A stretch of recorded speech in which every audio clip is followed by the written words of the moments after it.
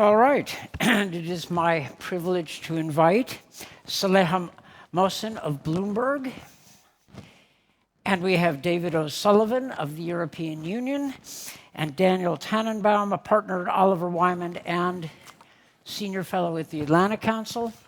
So here we are, and the subject is sanctions. We have a half an hour, and I'm going to start out with a simple question. Has Trump's particular style and economic strategy, has it so trashed the U.S. reputation and that the dollar is weakening, and we Americans will no longer hold the high ground in finance that we have held since 1945 or 6? So people are thinking about the Trump administration. I've lived with tales of inevitable and imminent U.S. decline since I was a teenager, a long time ago.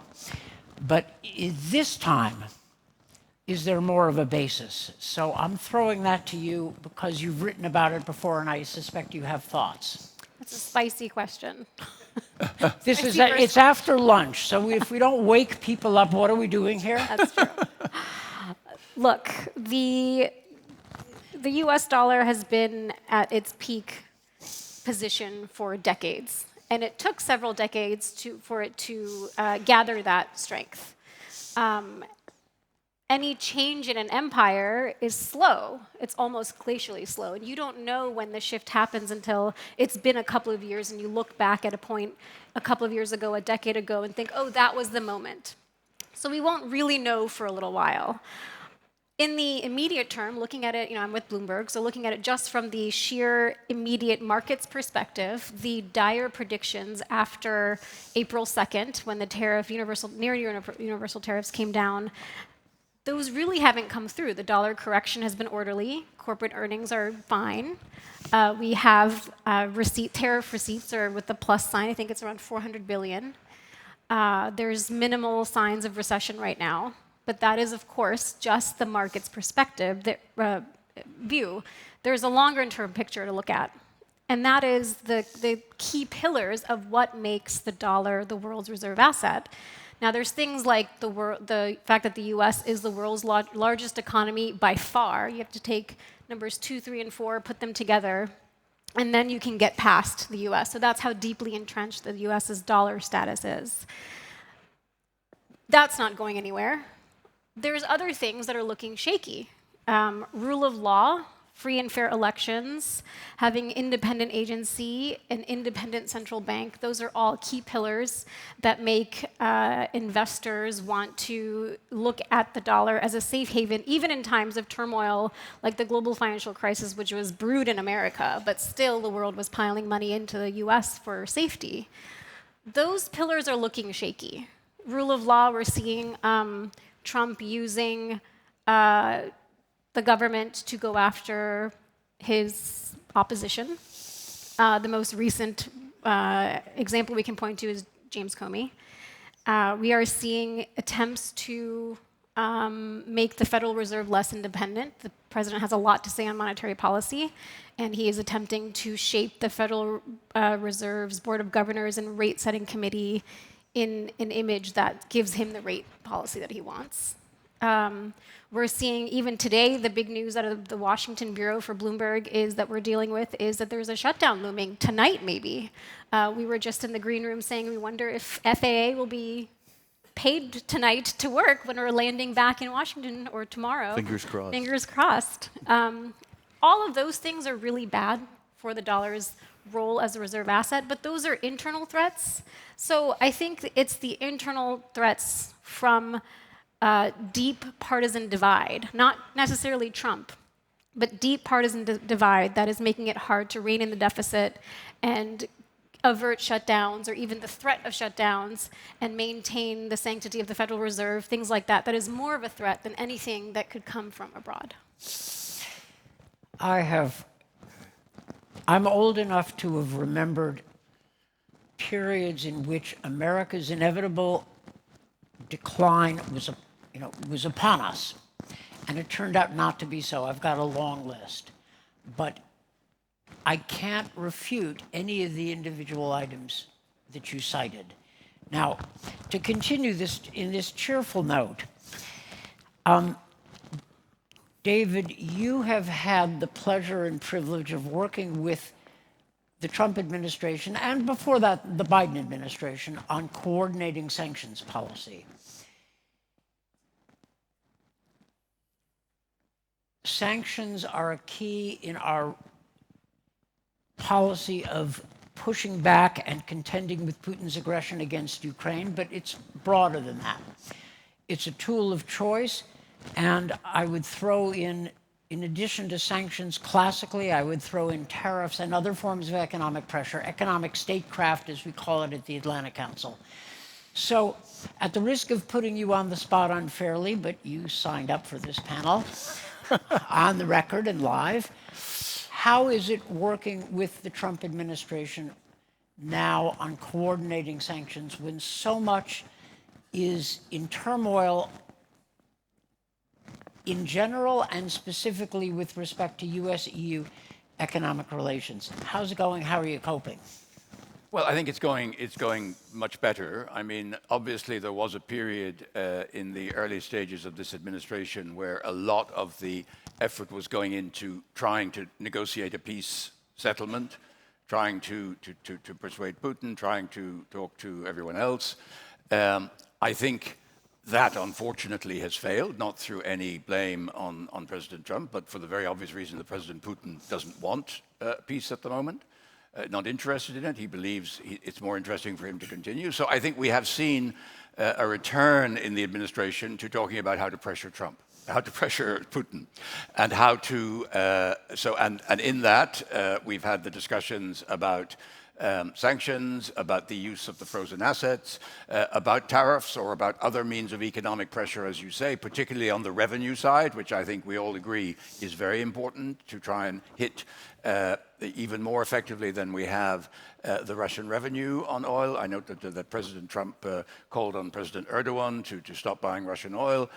We're looking at ways of working together on sanctioning refineries, sanctioning maybe even some oil majors, the work on the shadow fleet. All of these things come together with the same objective, to hit the revenue going to Russia and to continue the more traditional sanctions that we're both familiar with, Dan, about the export controls. I mean, I continue to believe it's very important to deny Russia access to the sophisticated technology. I mean, we're not going to stop it entirely, but all the evidence is that when it gets more difficult to acquire, when it becomes more complicated, less reliable supply chains, and more expensive, this does hit the Russian military-industrial complex. And of course, we have to continue to support Ukraine militarily, and that's very important, not only in terms of air defense, because obviously there's deliberate targeting of the civilian infrastructure and civilians, but also their offensive capacity, so that we demonstrate to Mr. Putin that there will be no diminishing of Western commitment to supporting Ukraine. As we said last night, Ukraine, this is not just Ukraine's fight, it's for all of us. I know that many in America would say, yeah, but China is much more of a problem than Russia. But actually, they're kind of two sides of the same coin. When Wang Yi was here a couple of months ago, he even said, we can't let Russia lose, because if that happens, the West will concentrate on China. So I think we do need to stop Putin in his tracks and to prevent the expansionist policy that he seeks to develop. But we also, I agree, we need to address the problem of China. Perhaps maybe sanctions aren't the way to do it, but I think we have many issues with China, and we need to address those. So I think what we are seeing, not without some difficulties, is a gradual converging of US and European Union policies towards the same objectives. So I'm cautiously optimistic that we're in a better place than we were, say, 6 months ago. Let me go at you a little bit on that one. I'd be surprised if you didn't, Dan. You would disappoint me. Yeah. Look, your menu of potential sanctions against Russia is a solid one. Ambassador Whitaker was here this morning. I liked what he said, and by the way, I give him tremendous credit for stage managing the successful NATO summit earlier this year. I mean, solid work, solid guy. The one thing he said that gave me pause, is when he said that he seemed to say that a precondition of U.S. additional sanctions against Russia is a cessation of all purchases of Russian energy by all NATO and EU members. If he means it, that gives Viktor Orban a veto over American national decisions with respect to Russia, going after Russian energy. Do you have the feeling that the Trump administration is going to hold back on sanctions until Viktor Orban and Slovakia and Turkey, NATO member, cease all energy purchases from Russia? Because that sets up that puts us in a holding pattern for using time we don't have. But you were suggesting that sort of your level conversations with the Trump administration, with the British G7 are going pretty well, and that we're discussing the menu of perfectly valid options. Yeah, I mean, I didn't hear what Ambassador Whitaker said, so I'm... Oh, I could tell you. I understand, but I mean, let's be clear. The European Union as such has long advocated the cessation of all purchases of Russian energy. We have had to accept that certain member states have particular dependencies that is difficult to phase out quickly. And they are notably Slovakia and Hungary, by the way, who are frequently very close to the current administration in Washington. So we would be delighted if the administration wanted to put more pressure on those countries to accelerate their weaning off of Russian energy supplies. We are already doing so on LNG, which is somewhat easier to displace than the oil, because there are refineries in Hungary and Slovakia which actually only work with Russian oil. So, I mean, there are legitimate reasons why there is still some dependence. But, I mean, I think the direction of travel has been very clear. I think it would be a mistake if, and I'm not saying that this is what Ambassador Whitaker said, but it would be a mistake to hand Mr. Erdogan or Mr. Orban or Mr. Fico a veto over the extent to which we intensify our sanctions and our pressure on Russia, because that's the situation in which we find ourselves now, requiring unanimity for work on sanctions. So I'm sure that's not the intention of the administration.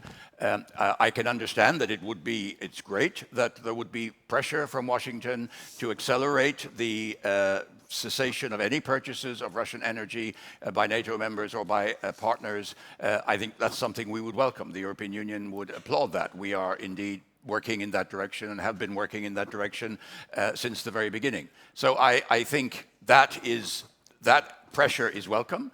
And if it delivers results, I don't think you can do this with like the flick of a switch from one day to the next, but I think we could all put greater pressure on certain EU members and NATO members to cease or wind down purchases of energy from Russia. And I think we should try to do the same with India, with China. We've sanctioned a major refinery in India. We've sanctioned, we have made it impossible to import into Europe refined products made from Russian crude, which were being exported in quite large quantities from India.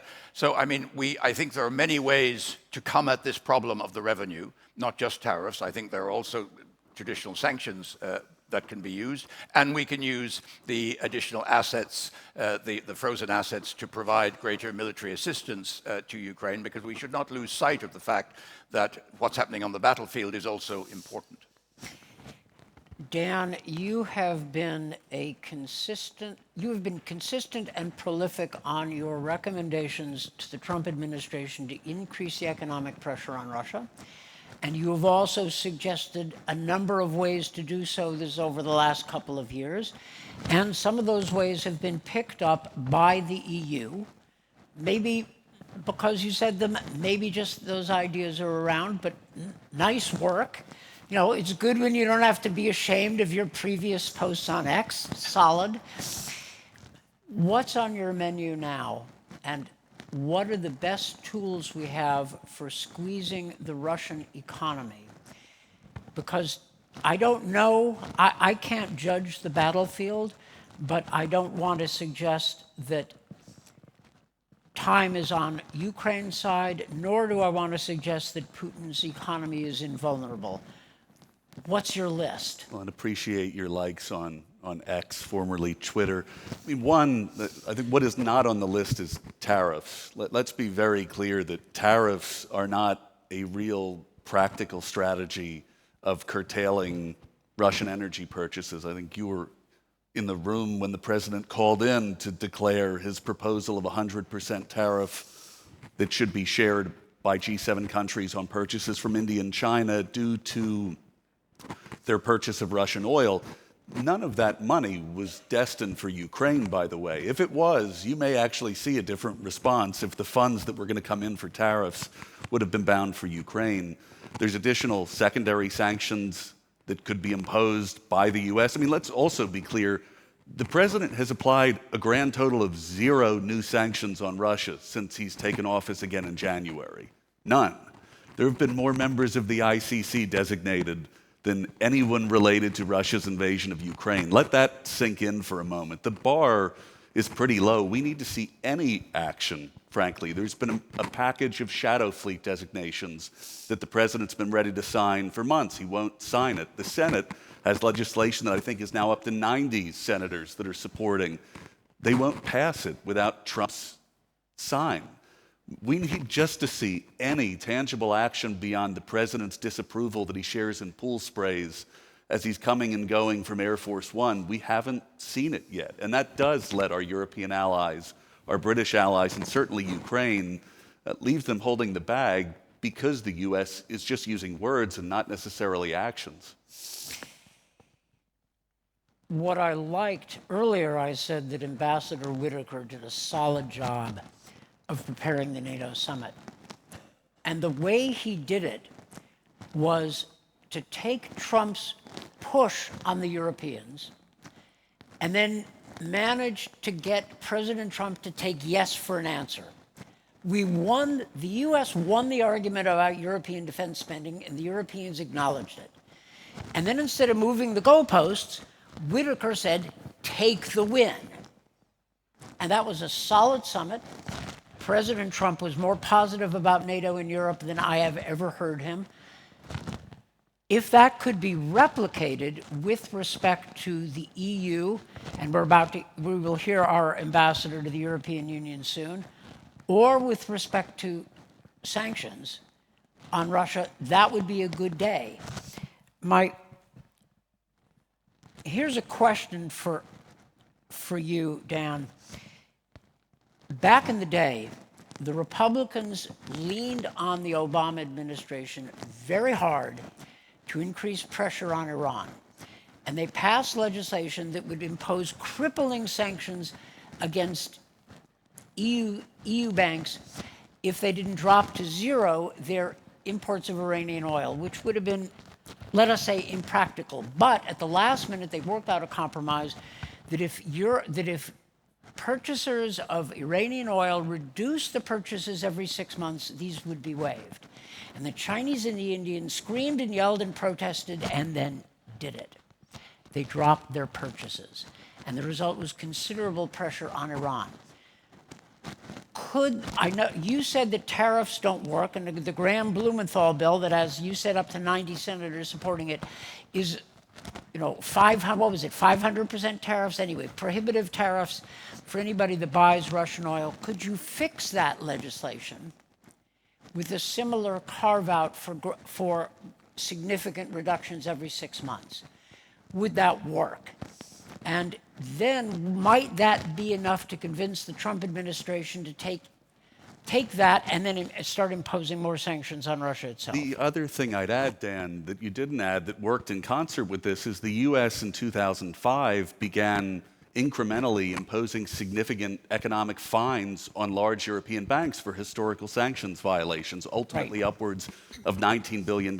You scared people out of that market real quick, even after the JCPOA, when John Kerry and Boris Johnson tried to encourage banks to go back in once secondary sanctions were lifted. They're all like, no thanks. And I had clients in the room for that discussion. There's Austrian and Hungarian banks still actively operating in Russia. They don't feel the fear to make a choice. And I do think the lack of aggressive enforcement, which is where the edge goes to the US, it's got the longer history of sanctions enforcement. That lack of enforcement really takes away the consequences of mess around and find out. That disincentive just hasn't been as present yet. And I do think that would play an element here. So let me take this specific discussion and go back to Saleha and your general challenge. You talked about a gradual deterioration of the U.S. high ground in international finance because of a whole bunch of factors. You've just heard Dan Tannebaum argue for U.S. using some of its muscle in the short term on behalf of a cause that enjoys strong support in Europe and the G7. So if the Trump administration used its considerable short-term capital to put more pressure on Russia, would our standing still support this? How does this fit? How does this use of potential U.S. muscle fit against your general picture of a slow and perhaps, slowly and then all at once decline of American influence? Or does it help reverse it if we're working with Europe? I don't know about reversing, but multilateralism would help. Yeah. I think the U.S. Retaking the global stage as a superpower, but in a way that works for the U.S. as much as it does for the rest of the world. That's one thing that Donald Trump has tapped into. The U.S. electorate stands behind economic populism. Mm-hmm. He changed not only the Republican Party, but also the Democratic Party to become a more populist party, both populist America. So as long as it works and you're moving forward, I don't know that it reverses it, but at least you're moving in a better direction. You're not eating into our political capital. Yeah. Okay, got it. So there's a way forward. David, you're the one actually in the trenches on the line. You heard Dan Tannebaum's challenge, which was starkly stated but sadly accurate. What's your sense? What will it take? Put it this way, are we close to the decision point where Trump crosses the line of additional pressure on Russia, which he has walked up to repeatedly, and for which there are a number of viable options? Are we there? And if not, how do we get there? What's your best advice, including to all of us, non-government people? Well, I mean, look, I don't know the answer to that question. Obviously, it's the $64,000 question, or whatever that used to be, the prize in the famous quiz show. I detect, like everyone, a growing impatience on the part of this administration with President Putin, growing criticism of his unwillingness to engage with any kind of peace process, and a growing sense that the only way is going to be to increase the pressure. At what point does that translate, as Dan has said, into tougher enforcement, into America taking new sanctions? All I can say is that at the technical level, we have made a lot of very good progress on what we could do. We're adopting the 19th package now. The US, I know the colleagues have worked on ways in which the US could catch up with, say, the 17th and 18th packages. We could have closer alignment. We are working very closely on what we could do with the assets. We're also looking at what we could do on the revenue side. But, when will President Trump take that decision that now he's up for taking punitive action against Russia because of a lack of cooperation with Mr. Putin? Honestly, I can't claim to know, because every conversation we have, understandably at the official level, comes with a caveat: this is all subject to presidential approval. And Dan has mentioned the activities in the Senate of Senator Graham and Senator Blumenthal and others, Jean Shaheen and others, but it all comes with a subject to a green light from the White House. And honestly, we wait to see. I mean, if I read the signs, we seem to be getting closer, but honestly, I would never presume to judge what the final decision of President Trump might be. I'm interested to hear our ambassador to the EU, but if he follows Matt Whitaker and wants to take the win for Trump the win he could take, and I'm speaking on a personal basis, is that Europe had to be pushed into strong Iran sanctions, an unpleasant process. Europe worked shoulder to shoulder with the Americans after 2014. When I was doing the sanctions and Eddie Fishman, who was somewhere here, now Europe is taking the lead. And if I were writing something for President Trump, and I won't be asked, but if I were, I would give credit to President Trump, who put the Europeans in the position where they had to take the lead and responsibility, and they're doing so, and this is a good thing. So then the Americans come in, and we show Putin that he has lost, and the free world gains, and President Xi takes notice. That's just a thought. Time for questions. I'd love to do it from the audience, and I can actually see, and there is a hand raised, so you are on.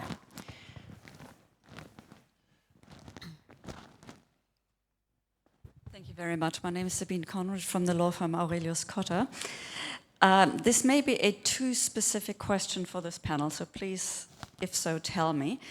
The EU sanctions regulation has done a very good job defending European companies who are being forced into Russian courts under the arbitrage court law, Lugovoy court law.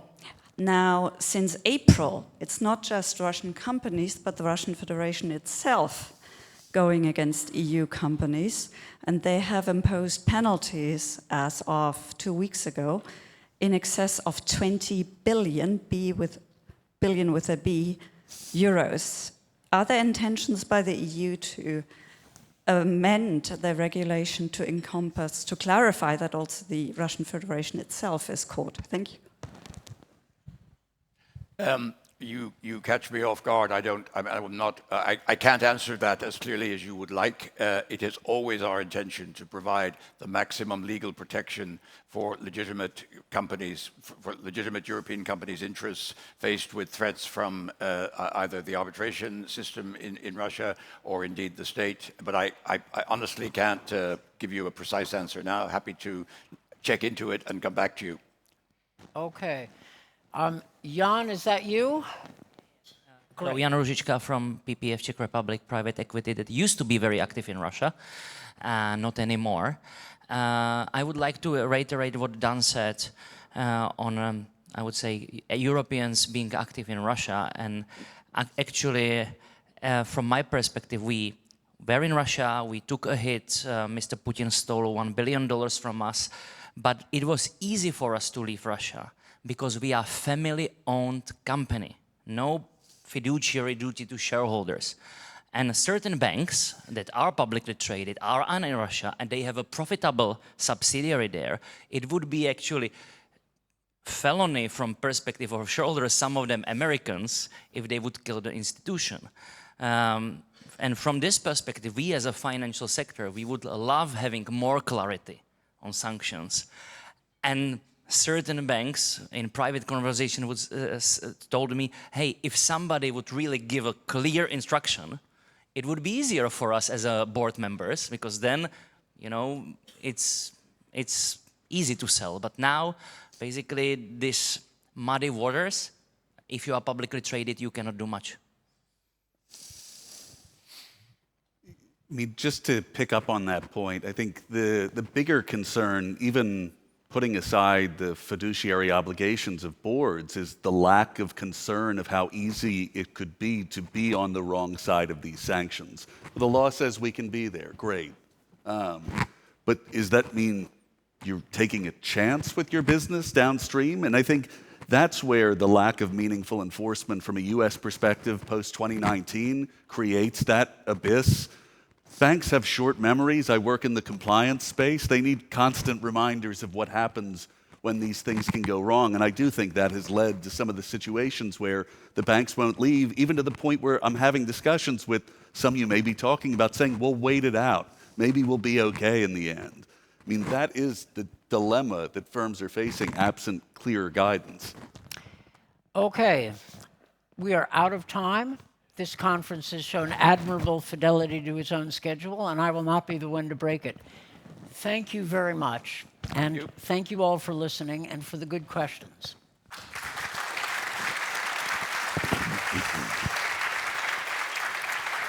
Yeah, well, well done.